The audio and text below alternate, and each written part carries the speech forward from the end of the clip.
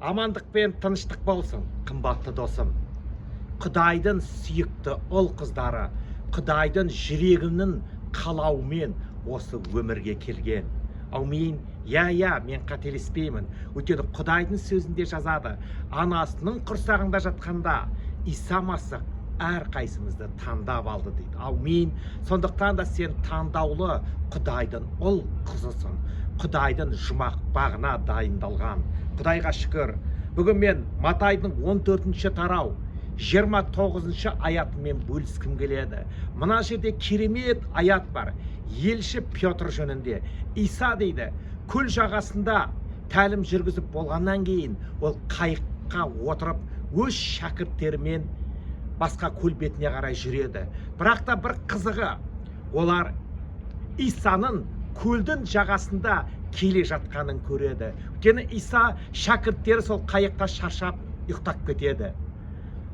Петр Исаны көріп, ол елес екен деп қорқып кетіп, ол айтады, сен кімсің деп. Иса оған айтады, қорықпа, мен Исамын.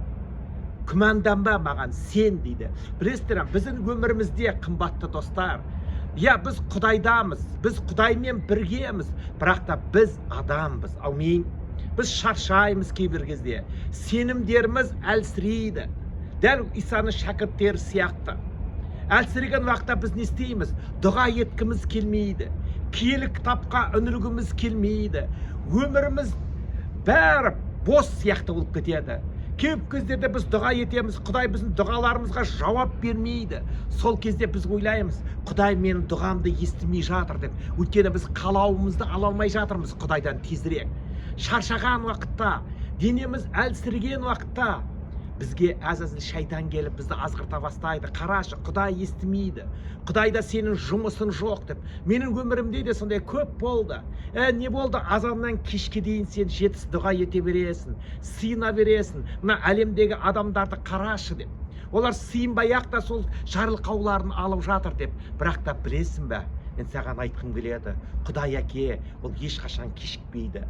Ең маңызды, қымбатты бауырым, өзінің сенімінді жоғалтып алма Құдайға деген. Мына жерде елші Петр өте қызық жасайды. Исаны көріп, ол қорқып кетеді. Исаның оларға бет бұрып жүріп келе жатқанын. Дәл солай, Иса ол біздің қасымызда. Сен қандай жағдайда әлсіреп шаршасан да, Иса сенен бет бұрып кеткен жоқ. Ол саған қарай жүріп келе жатыр. Егер де қымбатты досым, қиналған уақытында сен қайта бір киелі кітаппен дұға оқып, Құдайға жалбарынып сыйынсан, Құдайға бір қадам алға жүрсен, Құдай саған 10 қадам алға жүреді. 10 қадам алға жүреді. Дәл солай, ол Петр не айтты Исаны көргенде? Иса, рұқсат етші, мен де судың үстімен жүрейінші, саған келейінші дегенде Иса не айтты? Әлбетте, кел деді.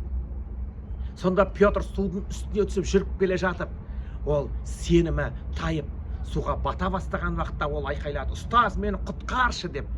Иса оны құтқарып алып айтты, сенімі азай, неге күмәндандың, неге күмәнданасың маған деп. Қымбатты досым, Құдай ол адам емес. Ешқашан күмәнданба. Қиыншылық келгенде Құдай әрқашан да саған қол ұшын береді.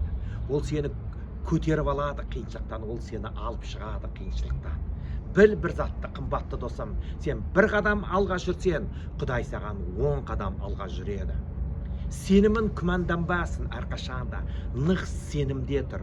Құдаймен бірге бол. Сонда Құдай сенен бет бұрып кетпейді, сені тастап кетпейді. Өйткені Құдай бізді анамыздың құрсағынан таңдап алды. Сен жүректің қалауынан шыққан жүрексің Құдайдың. Қымбатты досым, Құдай сені жарылқасын. Дәл Петр сияқты күмәнін шайылмасын. Мықты бол сенімде. Мықты бол. Өйткені Иса Петрді көтеріп алып не айтты? Неге сен күмәнданасың маған деді. Амин. Біз ондай болмайық. Құдай сені жарылқасын. Аумин.